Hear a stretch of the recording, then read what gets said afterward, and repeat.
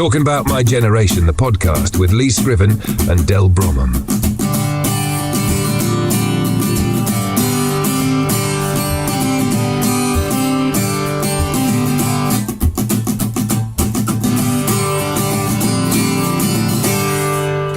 Hello and welcome to another fine episode of Talking About My Generation. We've got a great guest lined up for you, but first, Del's in the room, and here's something new. I'm going to throw a Beatle quiz at Del. Oh, no.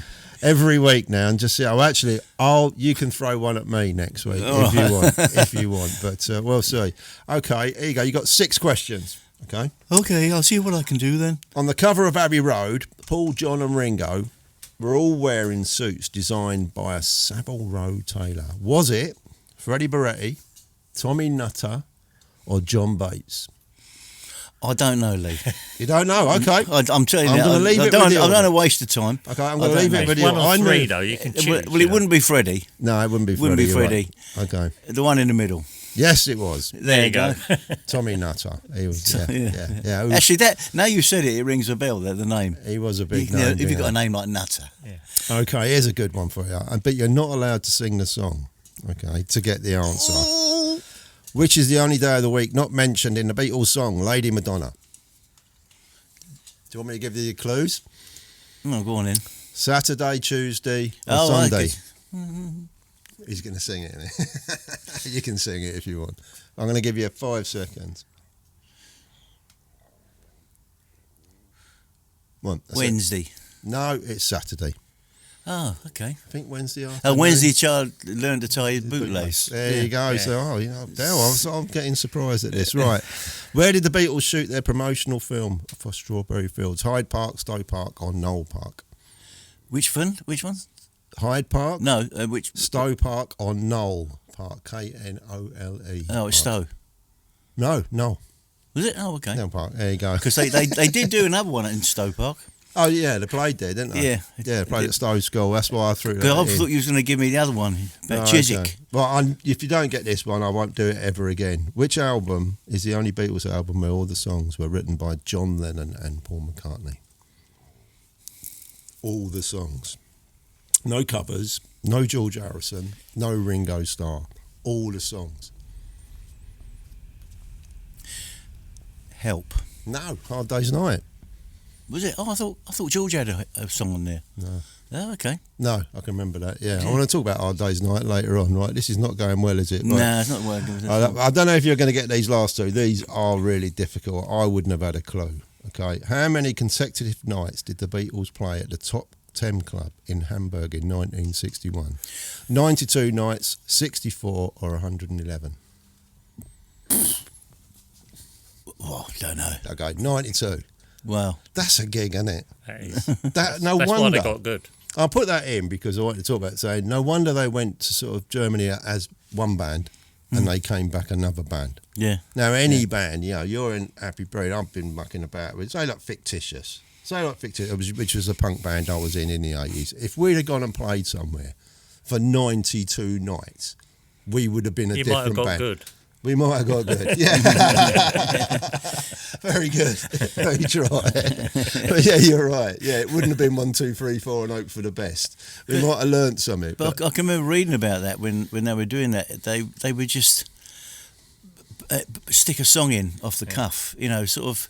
And that's where one of them in the early days was McCartney singing "There Were Bells on a Hill, but never till there was you." Yeah. That was from a film, but they decided, we'll play that one tonight. What, Okay, But they were 8-hour days, weren't they? They weren't playing for just an hour or two. No, they were playing for the whole, just sort of for hours and hours and ends. So they'd do like 5-10 minute versions of Johnny Be Good, stuff like that. But what you can understand, I have read stuff and seen documentaries where they went, they were the Beatles, and then they came back and they said, from Hamburg, didn't they? Yeah. To get people to get through the door. And they're thinking, and a lot of people who hadn't really seen the Beatles before thought they were from Germany. I think it's their mates, but that was the main draw. But what they all said was, oh my God, they might as well come from Germany because they weren't like that when I saw them before. Well, the bands in those days used to do long sets. And I can remember my brother's group, and they were going back to the early 60s. and it was almost like a comedy, really, because you sort of, they'd be playing in like a club, and then my brother, who was a singer, would give the guitarist a nod, and he'd do another solo. Wow, So yeah, you've done a solo, yeah. and then they go, and the other one, which was almost like, second verse, same as the first, and they stick another verse in, you know, and it was, they used to play for hours, you know. I remember my brother's group sort of starting at 8 o'clock and finishing at 11:30. Yeah. Yeah. I mean, 2:45s did become the norm, but at a lot of places they go, no, you just got to play all night. So you just learn. I know, I was there. I did. I went up, which I want to talk. You've heard our guest. He made a great comment there, but fictitious. Brent O'Halloran, from a brilliant band, the Dancing Counterparts and the Fix, but also a brilliant singer, songwriter, and from our area, from our manor in Milton Keynes, Buckinghamshire, Bletchley, whatever you want to say. So welcome, Brent. Welcome to you. Thank you. Welcome I've known him since he was a child. We have. Yes. Right, this is what we like to do, to give our listeners, because it won't be viewers this week. Well, you might be viewing it on YouTube, but you'll be seeing a still image. We've dropped the cameras for a couple of weeks. It was all getting a bit too hectic. And When you say you dropped the cameras, no, I didn't drop them. But we haven't brought them in today. We're just going to do it audio this week, and well, in a few weeks' time we'll probably get back to filming our good selves. But at the moment, it's audio only. Regular listeners will know, but we like to ask you a few questions so they get an idea of what you're all about. Right, okay. First record bought. Well, yeah. I did think long and hard, because you mentioned that you might ask this, and you'd think I'd probably say some sort of obscure punk record from 1977, but I started younger because I was the youngest of my brothers, so I was brought up on prog rock. Right. Very much so. And so the first one was actually Life's a Long Song by Jethro Tull. Wow. And I did check it. It was 1971. That's not bad. So I was 12. Yeah. It's quite impressive. I don't know that song. You do? yeah, I played with Jethro Tull around that time, actually. Oh, right. Okay. Yeah. See, I throw the cricket ball in the air. You just have to Yeah, hit it. I'll get that one. You do, yeah. First band you ever saw live? I'm not talking about a recognised band. Was there just, a band down the pub or in the Scout or youth club? What was the first Well, it would be one? down the youth club, but my youth club was Esmeralda's, which was Derwent Drive. Derwent Drive. Yeah, so legends. Esmeralda's had a lot of Legend Derwent. bands. Yes, I played there. Another cricket ball up in the air. Hey, Right, you okay. can come again, this boy. Yeah. So I got in there at 13. That was the age, the youngest you could be at the youth centre. And so I was brought up on the Sunday night Esmeralda's. Oh, you were there? In fact, I've written a song, which never really come out, but about that time with my brother Glenn, because we used to go Sunday night Esmeralda's and watch bands like... I'm trying to think, Hackensack. But actually, a few notable ones were there. Oh. Definitely, I remember seeing The Crazy World of Arthur Brown Wow. on a Sunday night, and he's still going, unbelievably. So, And funnily enough, that was the first live band I saw when I was Okay. about 15 years Right. old.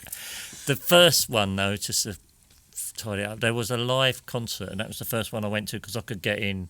I didn't have to go into the youth centre; it was in the field out the back, and it was Edgar Broughton. Oh, yeah. Out Demons Out. Yeah. That was my first. That's the first one I a can good remember. baptism. Yeah. It Yeah, wasn't mine- bad. I mean, it was after that I was hooked. You know. Yeah, because the next question on that was there a band, and I quote myself as seeing Dr. Feelgood at Dingwalls was a moment where I went, I can do that, and I want to do that. Whereas when I saw the Who were the first band I ever saw live, as in a proper band, they always felt untouchable because they were rock gods. So it didn't inspire me to think I can go back and form the Who. Yeah. But when I saw Dr. Feelgood, I thought, hang on, I can do this. I can do this. Did you have a musical epiphany, as in to become a musician from a band or a performance? Yeah, I'm trying to think. I mean, I'll just rewind that because I saw the Who at Charlton Athletics Football Ground. Was that the one you saw? Well, I saw both of them. So I don't know if you was at the first one, which was 74, I believe, and then there was one in 75. 75 was the one, I think. Cause Sensational Alex Harvey band on before. Because Yeah, I went to see Alex Harvey band. That's the band that I really band. was into at that time. There's some stuff in Mojo at the moment. If it's the last Mojo out, and I think most of the music magazines, at last, paying tribute to, and they were aptly named because they were so different but so powerful. And I was an absolute Who fan, but I did like Sensational Harvey, and I'm thinking as a young, I'm thinking, they better be good tonight, though, Yeah. because they were just on fire. Yeah, yeah. They were fantastic, weren't they? Yeah, great band. Okay. Yeah. So was that the the action, moment? Was that- yeah, I think so. All of those bands were untouchable to me. Sort of like that was a big step to get to that. And I suppose it was the punk music that made me think I could do it. And I'm trying to think which one it's possible. I went and see a lot of punk bands, but I did see the Clash in Dunstable at the Civic Hall, and that probably was one of those seminal nights. That's really early. Yeah, I don't know why. I just didn't get to see that many punk bands. It was always a bit dangerous. It was, but that was part. That was sort of part of it, wasn't it? And I had my wife, she was my girlfriend then, and I didn't really want her to sort of. She went mad at me because I went to see Tom Robinson with her, who she really liked. I said, "No, you can't. You don't know what it's like." And then I took her to a UK subs gig, and she understood. Right. It was just like a mosh pit, and luckily it was the New Friars where you could go upstairs. Yeah. It was me and Glenn. Glenn really, he was sort of like 1 year older than me, so it makes a big difference. Yeah, doesn't it? It does, doesn't it? Yeah, I want to talk about Glenn as well. A moment in rock and roll. Oh no, here you go. A rock star who's passed away, who you would love to bring back, for one performance, or whatever. We both chose Steve Marriott because we felt when he passed away, he didn't understand. He wasn't aware, I think, of how great he was. Right. And how much the world of music loved him. So I'd love him to come back, say like do the veteran stage at Glastonbury or something, a Glastonbury headliner. Go, there you go. Well done, Steve. Done. Is there a rock star that's sadly passed away? You think, no, you went a bit too quick. I'd like to see you again. Well, I think you know what I'm going to say, don't you? No, go on. Well, if anyone that sort of knows me, I'm a massive David Bowie fan. Oh, there you go. So I know that's almost just too obvious, isn't it? But I miss him. I miss him so much because I never knew what I was going to get with David Bowie, and you like that? I really like that. Yeah, so definitely David Bowie. Yeah, that's funny. No one's actually mentioned David Bowie. No, mentioned him. That's weird. And even that's not what I would have thought. With all my association with David Bowie over the last 10 years and all my life, you'd have think. Now, I can see why you're saying that was the one that comes up most is Freddie Mercury or George Michael. They're the two, aren't they? Right, yeah. Freddie, I get, but that's really weird. That's very strange. But I bet there's a lot of people putting their fists in the air. Good old Brent. Okay. A moment in rock and roll you could go back in time to witness, i.e. Woodstock, Sex Pistols at the Free Trade Hall, which is like now legendary. Apparently the gig wasn't that good. I think it was just what they were standing for. I don't know, the Beatles at Sheer Stadium. Is there a moment you think, I think one I've always really liked was the quick one on Rock and Roll Circus when I thought the Who were just absolutely on fire, and they did their little mini opera, and apparently it's one of the reasons why the Stones didn't put the film out because they were so good. But is there a moment in rock's rich history, it might be David Bowie again, as in... Yeah, well, rich and predictably, I suppose, and I'm going to sound boring now, but I remember... Esmeraldas were running a coach down to the Hammersmith Odeon to see David Bowie. I was 13, but I could get on the coach, but I couldn't get the money together. My mum, and I know that it was the gig where he announced his retirement from Ziggy Stardust.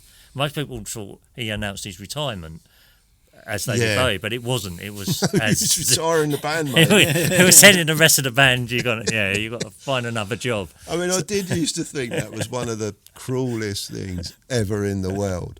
But what you have to remember, and one of David Bowie's autobiographers, Kevin Kahn, you might know his books, did point out to me, because I said that as a musician, I really like David Bowie, but that was a bit, He went, whoa, hang on a minute. He said, you got to remember that Mick Ronson and the Spiders, they left him high and dry in the middle of Birmingham when they were meant to be doing a gig, and they drove home to Hull. They'd had enough.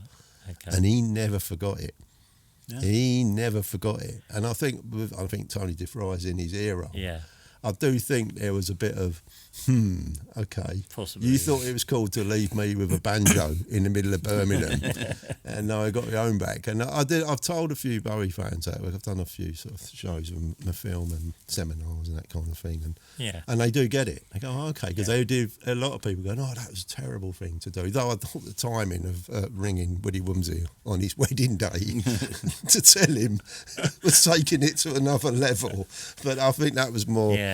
I mean, they obviously made up because Mick Ronson did play with Bowie again. Yeah, later. and again, this autobiographer did say that when he was getting Tin Machine together, he really wanted the Spiders from Mars to get together. Oh, really? Yeah, because if you think about that, he wanted just to get a band back together, didn't he, and be part of a band again. Yeah, he must have definitely missed what was going on in the Spiders, and I do say, I'm glad I can talk to you about this because you would know about what was going on at Haddon Hall, and Del knows, and a lot of the listeners who know about David Bowie, it's a massive part of his life, but to be in a house together as a band, and you're all getting on, and they all did get on well. Yeah. And Freddie Barretti was part of that, which is why I know about it. Yeah.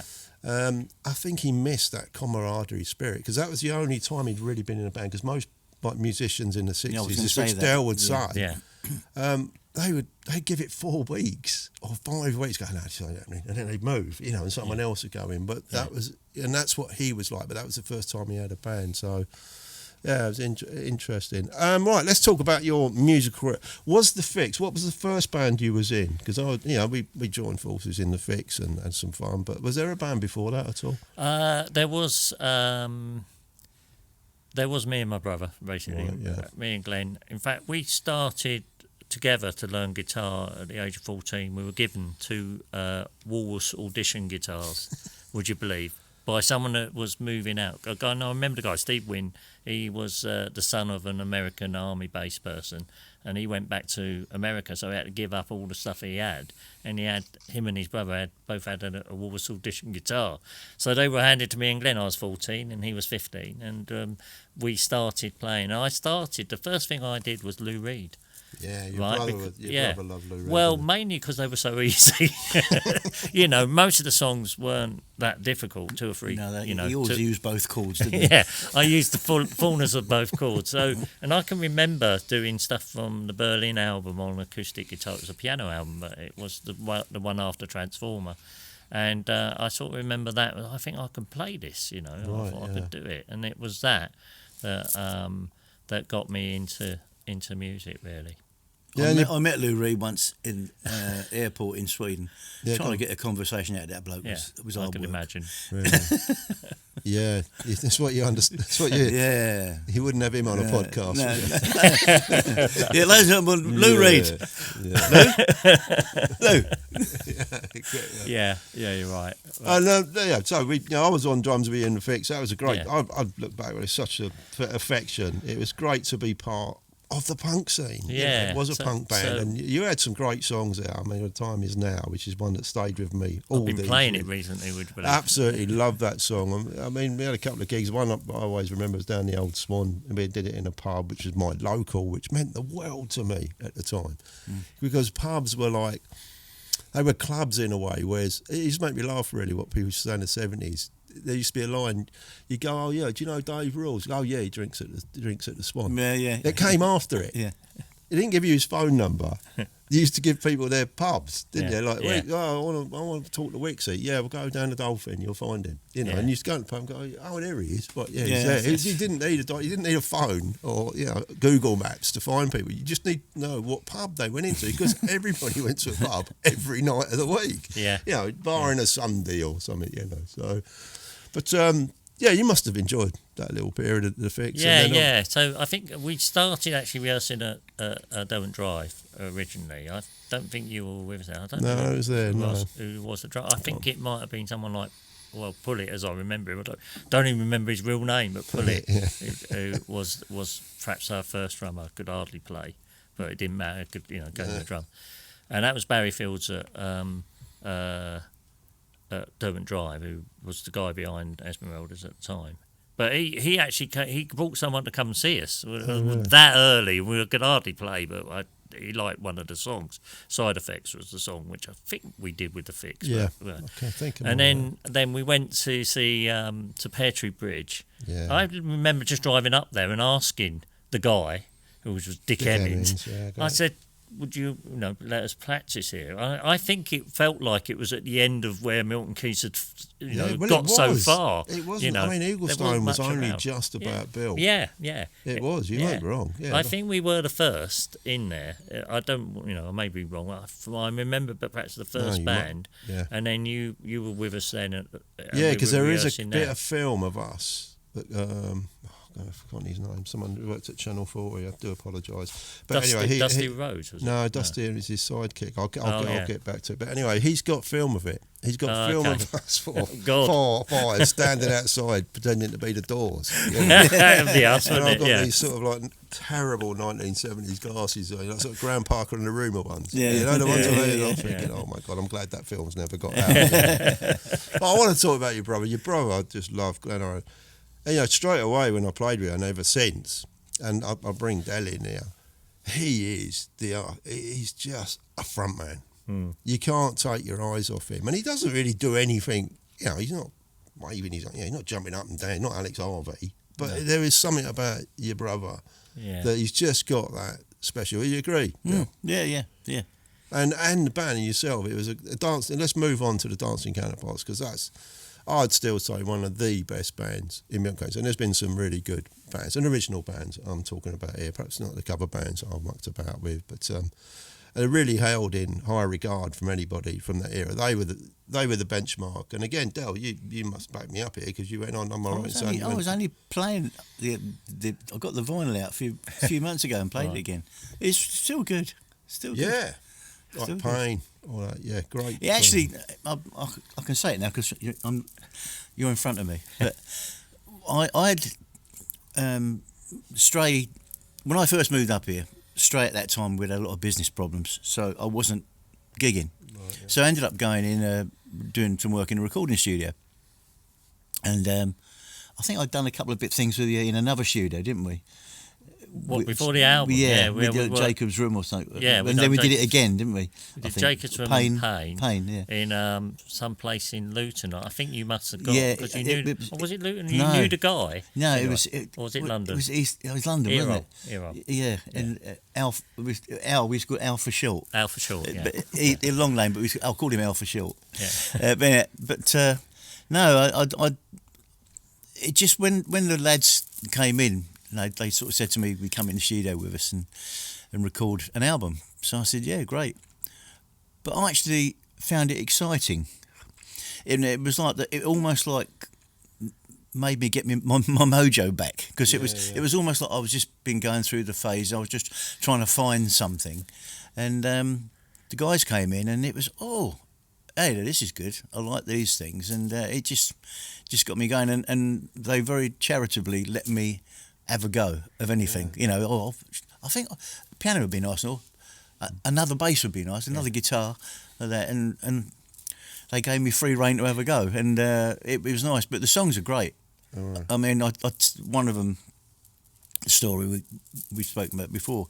I said, I'm gonna phone John Peel up and send him a couple of tracks. So I sent him a cassette. Well, I was sitting at home about early evening. Hello, Del. I love that. He said, I'm going to play Jacob's Room and something else. I love that. And I think it was the days phoning up everybody. Yeah. He's going to play it at about 9 o'clock or whatever it was, But I thought, yes, got it played on radio. Yeah. But I spoke to John several times afterwards, and he loved Jacob's Room for something about it. Yeah. And you told me recently that it's played on some. It's like it's on a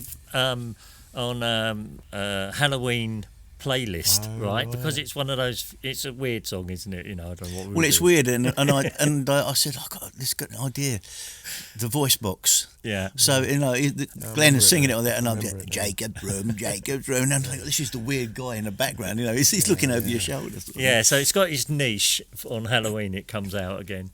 So is there any people listening? Because we get, well, not thousands or millions, but there are people listening all over the world. Is there a way they can listen to the Dancing Counterparts? They can. It is on Spotify. Oh, Glenn great. did it a couple of years ago, and we get some obscure radios, digital radio shows probably in Australia suddenly picking up one of the songs. It comes out of the blue every now and then, and they'll pick a song up, and we might hear about it. That was a good one, Horse and Carriage. Oh yeah.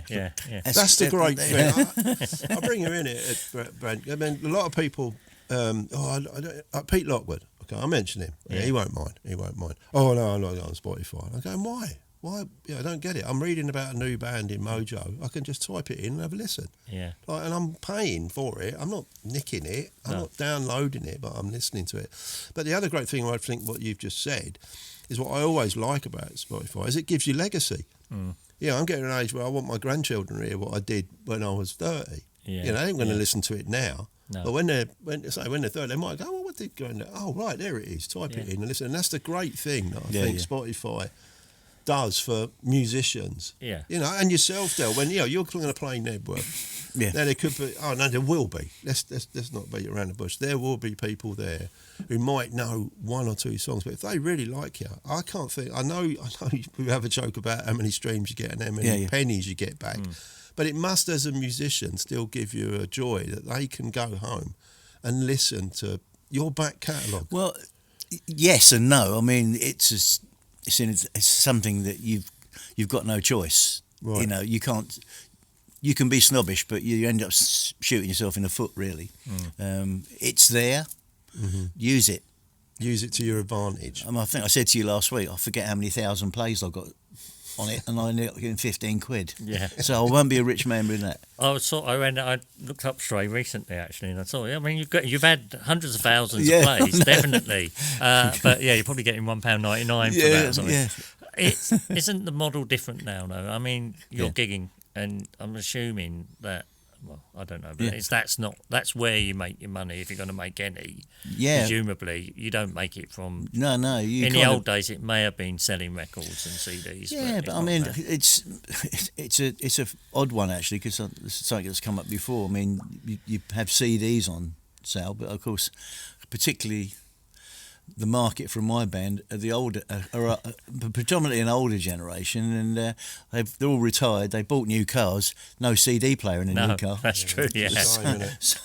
But I can remember not so long ago, someone as huge as Genesis, was saying by the time they take their production on the road, they don't make any money from the gigs. It's the merch they sell. Oh, isn't that interesting? Yeah. And a lot of them get sponsored now, don't they? Yeah. I mean, I know the Iron Maiden people. I mean, their merchandising is incredible. Yeah. If you go to an Iron Maiden gig, like 90% of them, you won't see it in any other band, I swear.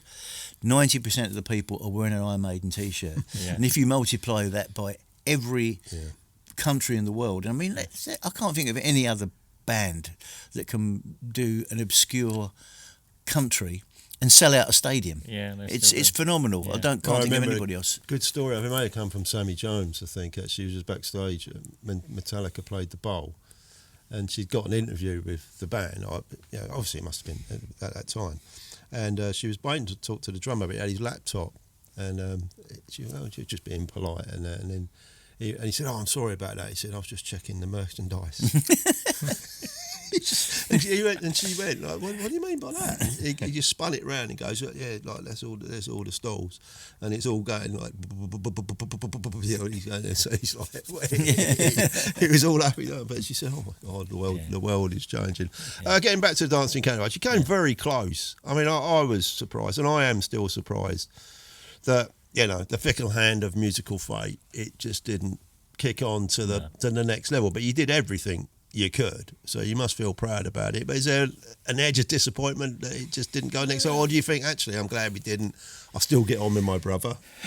Because it can bring, and as Dale would say, once you, and I know it from other people I've been in, I know, once you do go to the next level, it becomes your living, it becomes very high pressurised, especially on the songwriter.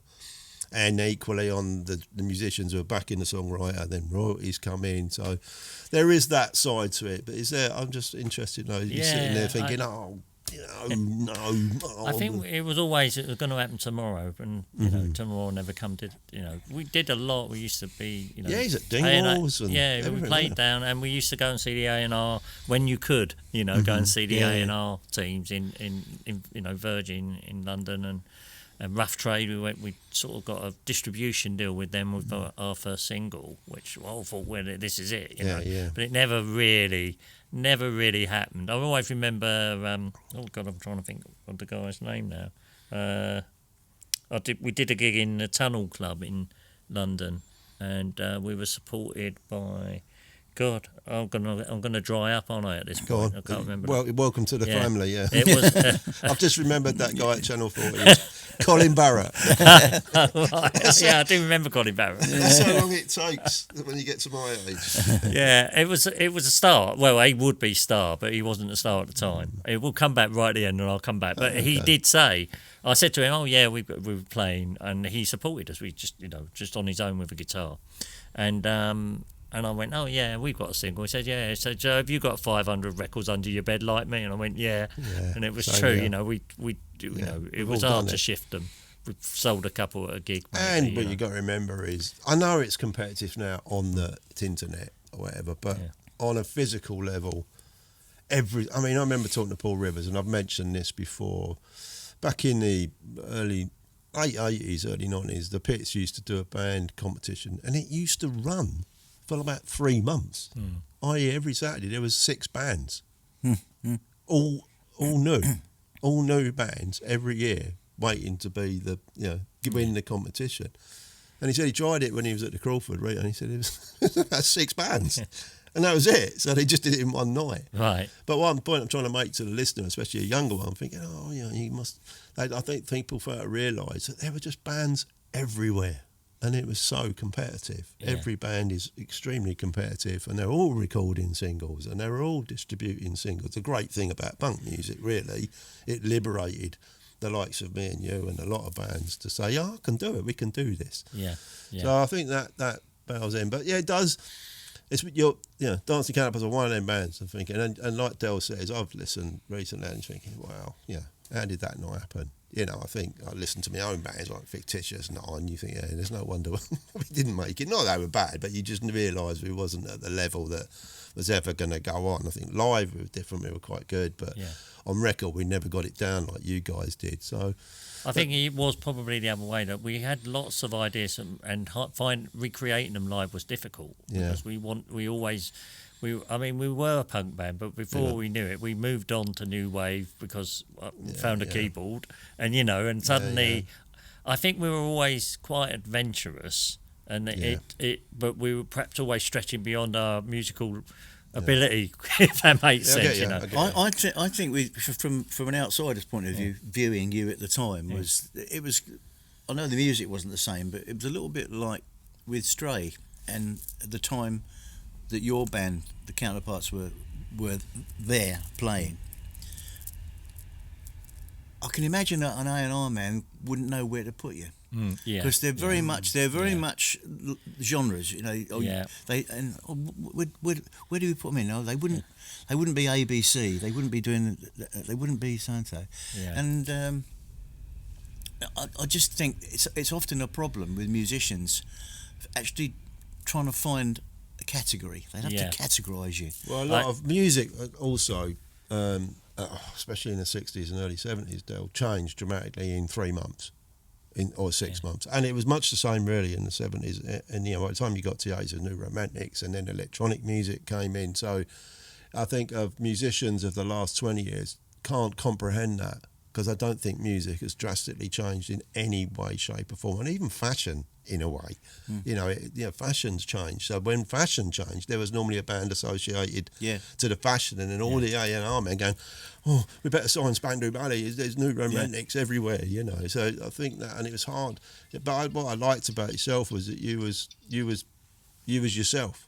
And I think that stood out. But you definitely had the action. There were no other bands like the Counterparts. No, and I think that's why a lot of people held you in high regard. Just again, Fictitious and other bands, we were like someone else, But I think Dancing Counterparts were highly original, but I have heard it through the grapevine, and you can shoot me down if you want, but we might be lucky enough to see the Dancing Counterparts in the near future. Well, thank you for that. Yes, I have been working again with Glenn, and we've got Joe obviously on sax still, and we've reached out to other counterparts Howard, to see. Come on, Howard, you got to do it. Yeah, we'd love Howard to be around, and Grant, our drummer, Grant Gillingham. But it's still very early days. But the idea, and so it's funny because we have been playing I've got a little studio in my back garden. We've been getting together on a Sunday and just sort of sounding them out.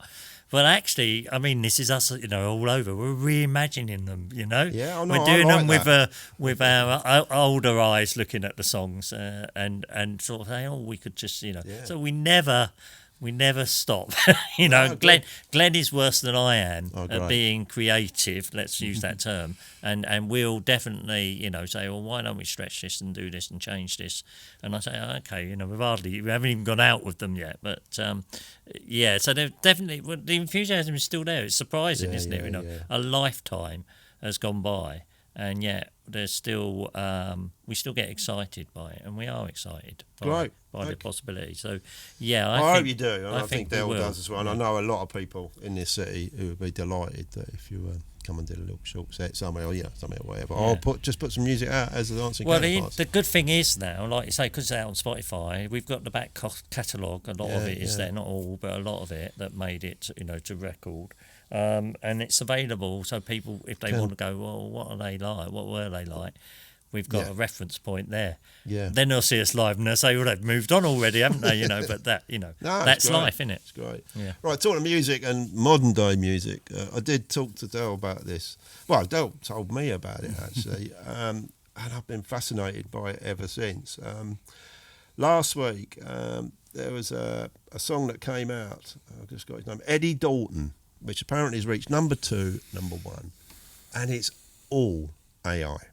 Yep. Oh, right. Del, tell your story first. Just as you do, summing through, and at the time, a great song come up, and I'm thinking, do I know this song? Because it was very much like 60s soul. It was like. It wasn't Otis Redding, it wasn't Wilson Pickett, it wasn't Al Green, but it had that sort of Muscle Shoals vibe to it. Yeah. And I thought, this is really good, and it just had this a photograph of the black guy with the old 50s microphone. And Annie, my other half, I said, listen to this, this is really, really, she's, oh yeah, I like that. And Annie's a bit more proactive than I am, so she immediately started, see if there's any more tracks in it.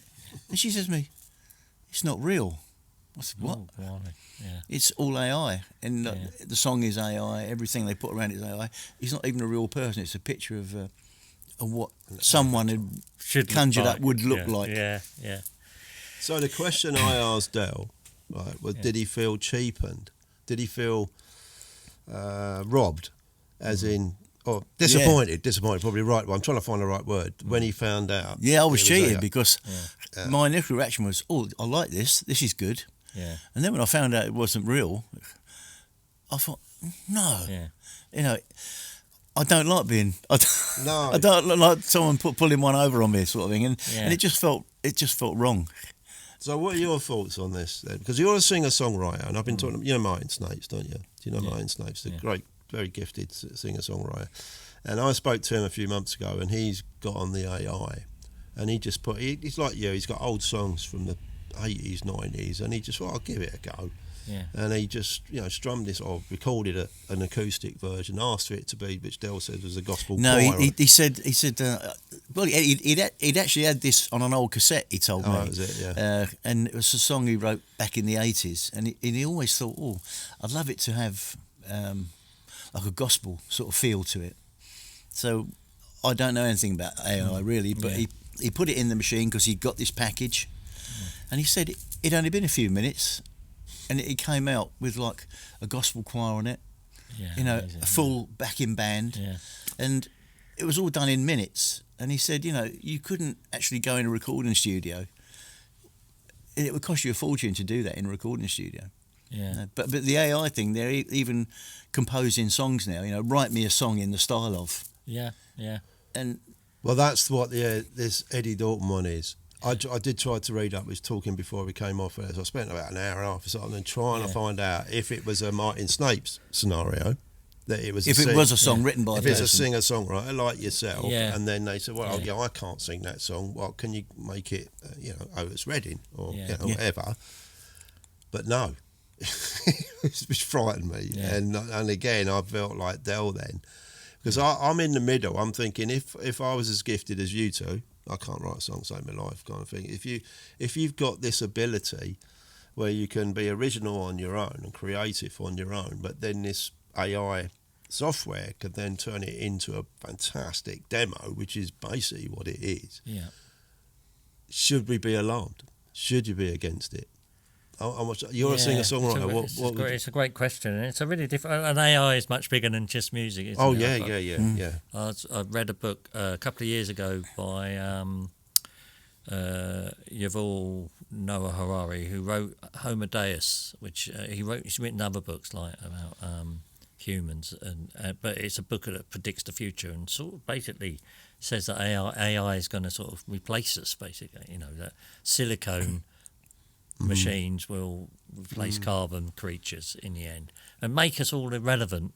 I think it's the term that stuck with me. I thought, well, what does that mean? But so look, I to me it doesn't feel right if it's written by AI. I'd want to know there's a human at the end of it, but who am I? But in the future, will other people care? Younger people? Well, to be honest, if it's gone to number one, Yeah. and there's another, another, and then you said lady, another avatar, another digital creation called Sienna Rose, 2.7 million monthly listeners.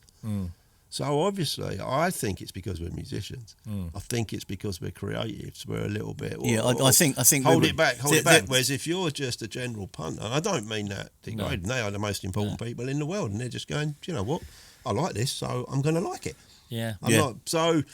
My head hurts with it, really. It's like, well, because I'm going to be working with Martin soon on a project, and I'm thinking, why do I go that way then? Because it saves me booking a studio, and or I don't know, or what will people think if it's all AI? And I'm thinking, well, if 2.7 million people are thinking this is okay, why should I not think it's okay? So I'm in a real dilemma with it. I don't know what the right word is, but it is a dilemma for me and I think for a lot of musicians now thinking, whoa, but I think as a singer-songwriter, if you can, demo your songs to an incredible high quality using the tools, I think that's okay if you've written the song and you've put it in. But I do wonder if it's the singing is the break-off, because if you think about it, I've mentioned to you songs in the key of life.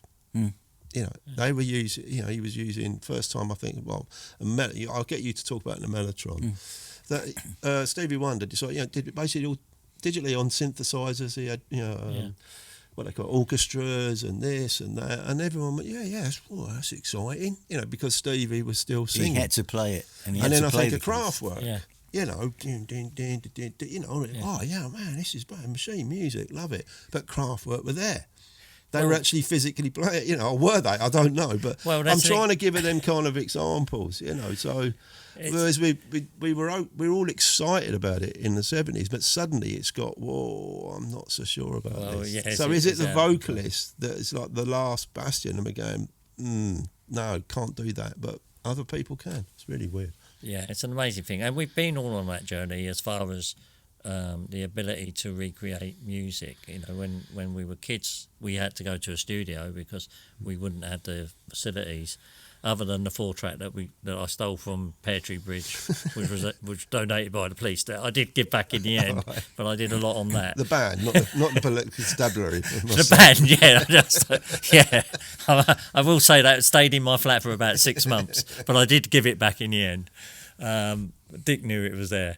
But the ability to recreate. So I've got a studio. When I said that casually, in my garden. No, it's a room, but I've got a laptop with Logic 10 on, and I can recreate the strings, and the piano sounds that I only dreamed of as a kid.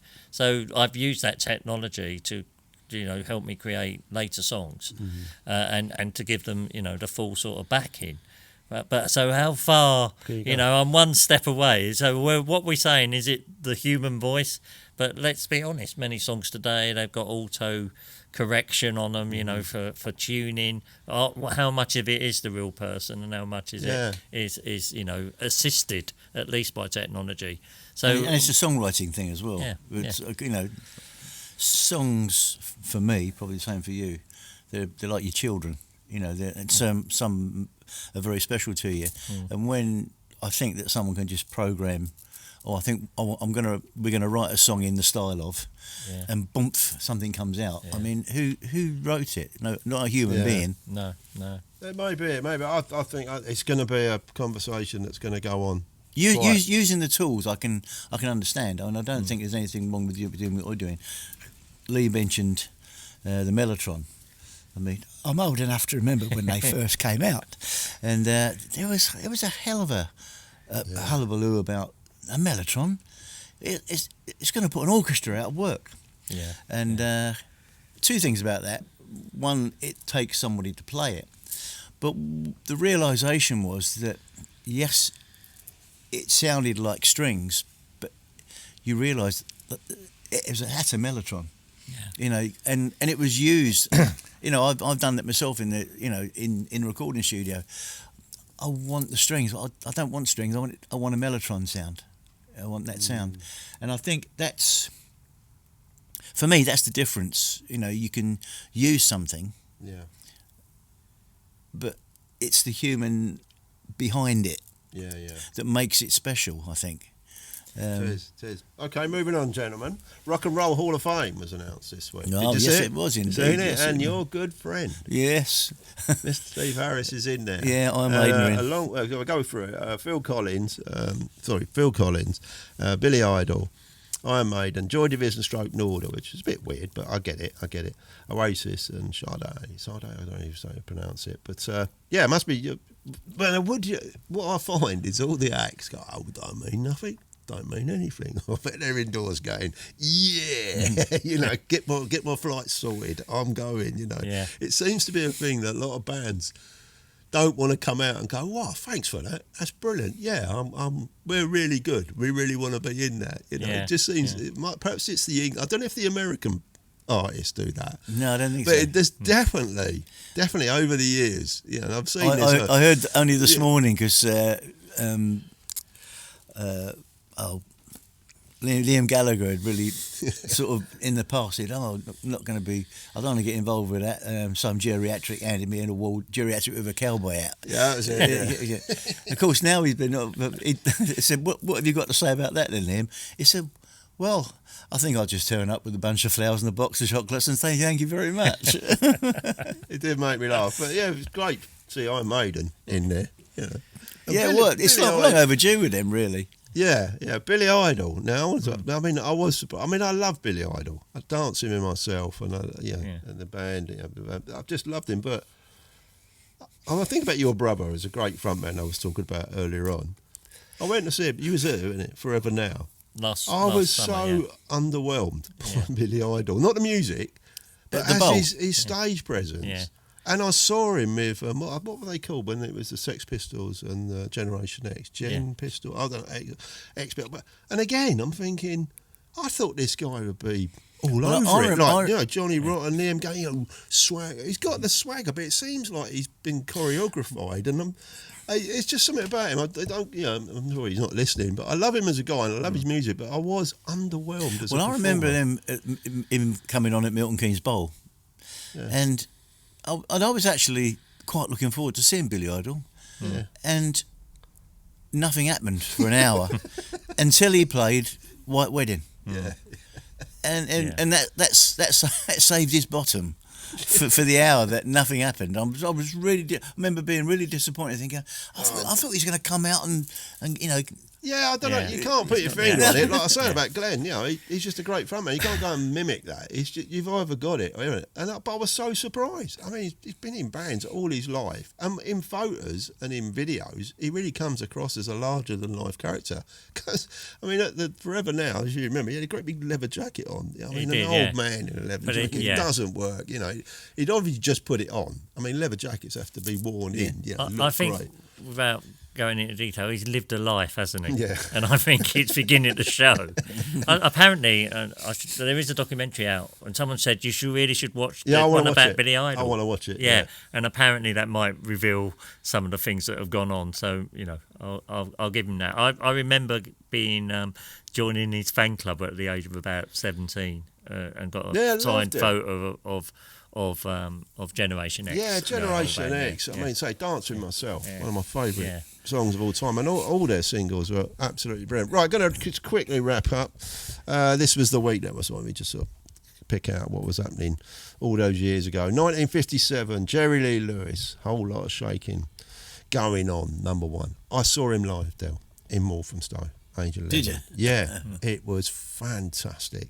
I still love him for his day. I did like him before. It wasn't like my dad saying, "Oh, you got to come and see Jerry." He knew it was that rock and roll revival that you'd remember, the Wembley gig in the early 70s. And my dad used to get them music for pleasure albums. He's not cheapy. And they were rock and roll albums, and there was nothing wrong with Chuck Berry. It was all the greats, Fats Domino. So it was, in a way, it was a good upbringing for myself. I had Beatles. I couldn't afford records myself then. And then I had what sort of come before it, so I sort of got it. But I loved Jerry Lee Lewis, and it was at the Walthamstow Odeon, which has just been done up. It's going to cost millions of pounds, and they've done it up, which I think we were talking about the other week when talking about the point. But great. You a fan of him? Yeah, he was just always there. You know, in my household, my dad and my brothers were all considerably older than me. I think I was a mistake, you see, Brent. Mum and Dad had me late in life. We were three very older brothers, but we had all that music in the house all the time. Jerry Lee Lewis, Lonnie Donegan at that, Fats Domino. Yeah, I was fascinated by the piano. Yeah, at that time, you know, Jerry and Fats, those two. Well, and Little Richard as well. And Little Richard, Great. Joey Marone, sadly, left the building, as I say, in 2003. What a great band, Brent. And I remember your brother going to see him and coming back. It was like he'd met Jesus and broken some bread with him. He was absolutely not. Again, a band I wish I'd seen. There's no band like Ramones. It's one of the best accolades I think you can give a band. He's like, that's the Ramones. There's no one else. Yeah, Glenn come back with the record. He bought it in WH Smith's in Bletchley, Sire Records. It was, and he put it on, and we both sat there listening and thinking, what is this? What is this? Yeah, AO, let's go. And I was calling them the Raymones for quite a long time until I realised it was the Ramones. And then we went to see them. There's a picture of me, Glenn, my brother Glenn, and my brother Larry at the front of the audience at Friars, and it's on my 18th birthday. And I know I share a birthday with you, so 26th of May, 1977. And 18, I'm there right at the front with my hand up right there. Glenn's there, really, being Glenn. Ramones are there, and it's a picture from the stage looking at the audience with the Ramones, the back of the Ramones. And it's a seminal picture. But the support act that night really turned my head because it was Talking Heads, and I'd not heard of them up to then. Oh, right. And they came over from New York and they were supporting the Ramones. Come on, Well, I suppose there would have been old CBGBs, whatever the name of the club is, mates, I suppose, or whatever. Yeah, CBGB. But they that was the point of my eclectic sort of taste. That's why I've always difficult to label it, because one bit I'm liking punk music played at 90 miles an hour, but I'm also really appreciating the Talking Heads because they were so sort of avant-garde. Yeah. And Psycho Killer had been out by then, and I was really Actually, I never thought about that before. But the Counterparts were a bit like an English Talking Heads. Yeah, I would know, definitely. I'd take that label and wear it with pride. To be honest, but I was going to say that earlier on. Because you had the songs, had the melody, and you was a little bit avant-garde with it, Bit edgy. Here's one for you, Del. You might have gone to this one, but I doubt it. Where is it? I've lost it. Where we go? Oh, Jimi Hendrix, Walker Brothers, Cat Stevens, and Engelbert Humperdinck. Yeah. This is the lineup. In Blackpool, 1967. £1.40 to get in. Equivalent. Well, at that time, the girl next door was a big Walker Brothers fan, and they went to see that tour. It might have been Hammersmith Odeon, or it was in London, because I can remember the girl next door and all her mates come back with. They had I think she got her dad's white shirt, which was too big for her, and they had Scott Walker, John. Yeah. And they went to see the Walker Brothers, but happened to Jimi Hendrix was on it. It must have been that tour, didn't it? Yeah, it was that tour, yeah. That's about 1966, 67? Yeah, 67. 67, yeah. And then we'll just finish on this one. Rolling Stones' first album came out, went number one. The Rolling Stones, I believe it was. And of course, this week, vinyl only new single.